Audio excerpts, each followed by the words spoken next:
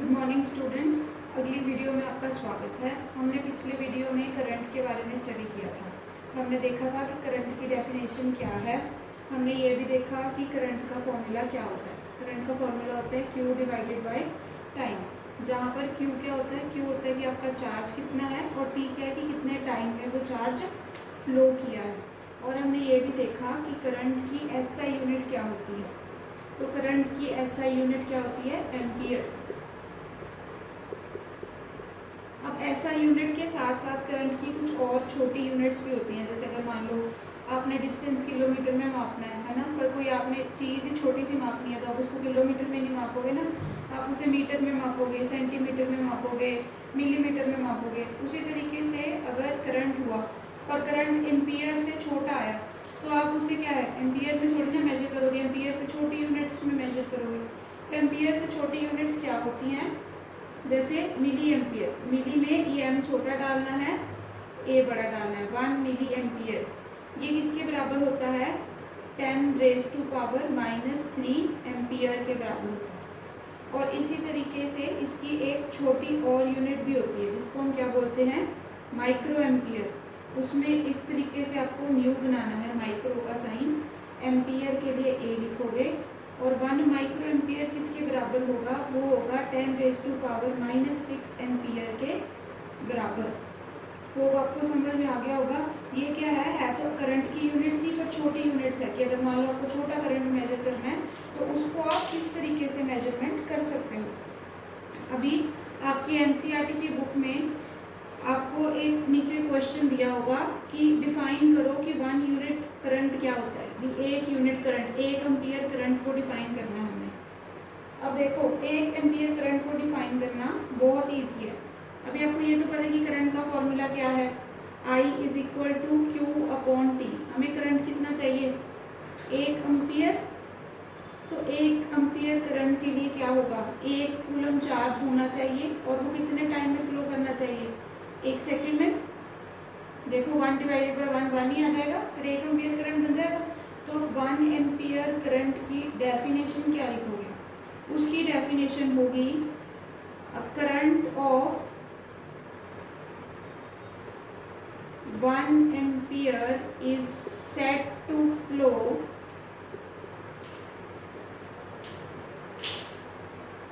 in a circuit when 1 coulomb charge flows from cross section area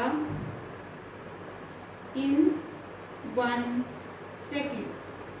ठीक है, यानी जो यहाँ पे मैंने ऊपर चीज़ लिखी है 1 कूलम डिवाइड बाय 1 सेकेंड, अब इसी को मैंने वर्डिंग के अंदर लिख दिया है कि करंट ऑफ 1 एम्पियर कब फ्लो करेगा, जब 1 कूलम चार्ज फ्लो कर रहा हो क्रॉस सेक्शन में से। किसके क्रॉस सेक्शन में से, कंडक्टर के क्रॉस सेक्शन में से। कितने टाइम में, 1 सेकेंड में। अभी आपको क्वेश्चन पेपर में आ सकता है, क्वेश्चन क्या आ सकता है कि डिफाइन 1 एम्पियर करंट। तो उसकी डेफिनेशन में आप क्या लिखोगे, current of 1 ampere is set to flow in a circuit when 1 coulomb charge flows from cross section area in 1 second. ठीक है, आपको ये डेफिनेशन याद करनी है अपने एग्जाम्स के लिए।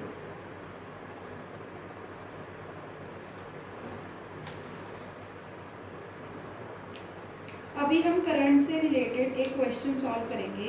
वो क्वेश्चन है, उसकी स्टेटमेंट में लिख रही हूँ, आप फॉलो करना। अ current of 0.5 ampere is drawn by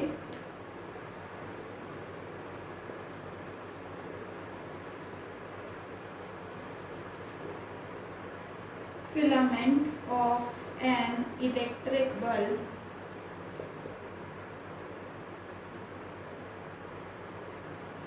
for 10 minutes. For 10 minutes. Calculate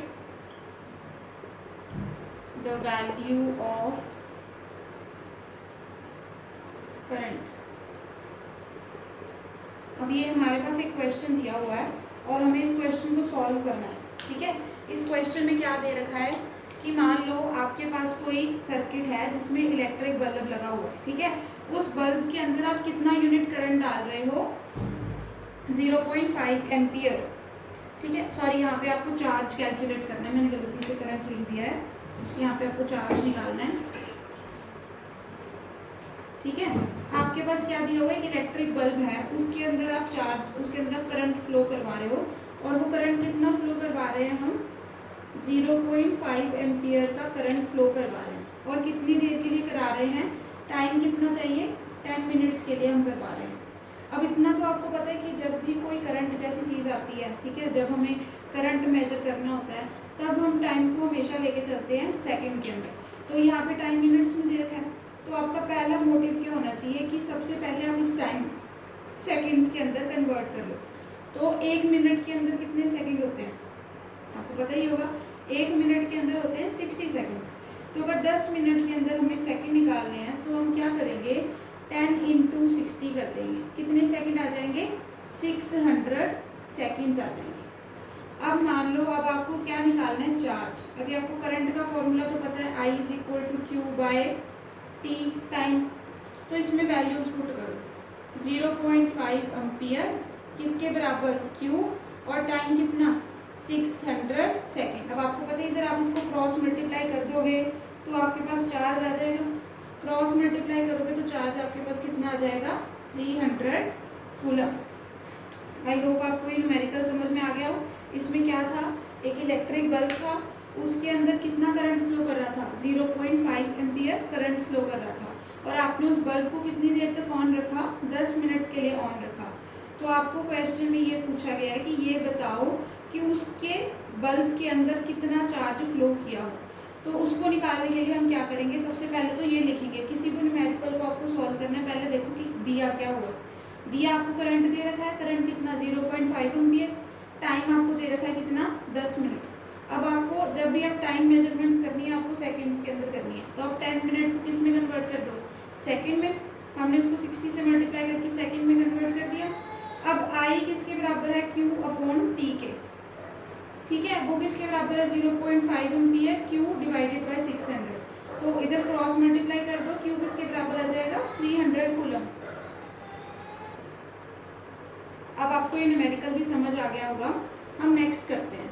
अब जब हमने पिछले लेक्चर में देखा था, हमने ये देखा था कि करंट को फ्लो करने के लिए हमेशा एक क्या चाहिए, क्लोज्ड पाथ चाहिए। मतलब आपकी तारें ना बैटरी से मतलब बैटरी के एक पॉजिटिव और नेगेटिव दोनों टर्मिनल के साथ जुड़ी होनी चाहिए। जो वो रास्ता होता है जिसके थ्रू करंट जा रहा होता है उसको हम एक्चुअल में क्या बोलते हैं, उसको हम बोलते हैं सर्किट। ठीक है, या फिर इलेक्ट्रिक सर्किट भी बोल सकते हो। अब इलेक्ट्रिक सर्किट क्या होता है, ये कोई भी क्लोज्ड पाथ होता है जिसके ऊपर क्या फ्लो कर रहा हो, आपका करंट फ्लो कर रहा हो। ठीक है, और एक बेसिक सा इलेक्ट्रिक सर्किट मैं आपको बना के दिखाती हूँ। वो कैसा होगा, जैसे मान लो आपने यहाँ पे बैटरी लगा दी है। ठीक है, एक आपकी इस बैटरी से चलने वाली कोई चीज़ भी चाहिए आपको, अप्लायंस। तो मैंने मान लो ऐसे बल्ब बना दिया एक, और यहाँ पर क्या लगा दिए, की लगा दी है। ठीक है, अब ये की क्या होती है, इसको क्या बोलते हैं हम, की। ये क्या, आपकी बैटरी या फिर आपका सेल भी बोल सकते हो आप, और ये आपका बल्ब। अब ये की क्या है, कुछ भी आपका जैसे स्विच बोर्ड पे जो आपके बटन नहीं लगे होते हैं उसी को एक की बोलते हैं। अगर आप इस की को क्लोज कर दोगे, यानी इसके बीच में ये बिंदु लगा दोगे, तो ये सर्किट क्या हो जाएगा, पूरा अंदर से बंद हो जाएगा। और अगर आप इस की को खोल दोगे तो क्या होगा, ये बीच में से आपको डॉट हटानी होगी। तो इसका मतलब ये वायर इस वायर से जुड़ी हुई नहीं है। उस केस में ये सर्किट क्या होगा, क्लोज नहीं होगा, तो फिर ये बल्ब ग्लो नहीं करेगा। ठीक है, तो आपको सर्किट के बारे में पता चल गया। सर्किट क्या होता है, कोई भी क्लोज्ड पाथ जिसके ऊपर से क्या फ्लो कर रहा हो, करंट फ्लो कर रहा हो। और यहाँ पे क्या होती है, एक बैटरी, एक बल्ब, एक की। ये एक सिंपल सा, बिल्कुल सिंपल सा सर्किट है जिसके बारे में आपको पता होना चाहिए। Okay, thank you.